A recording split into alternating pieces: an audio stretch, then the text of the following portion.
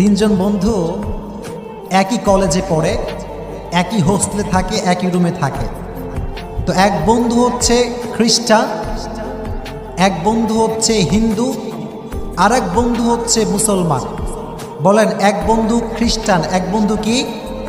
আওয়াজ আওয়াজ, এক বন্ধু কি? আর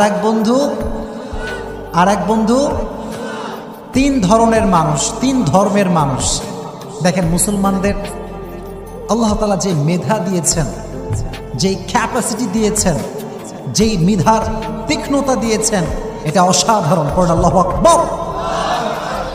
তো তিনজনে মিলে ভাগে একটা হুন্ডা কিনছে। ভাগে একটা কি কিনছে? এই ধরনের অ্যাপাসি একটা কিনছে আর কি। অ্যাপাসি গ্রামগঞ্জে আছে না নাই?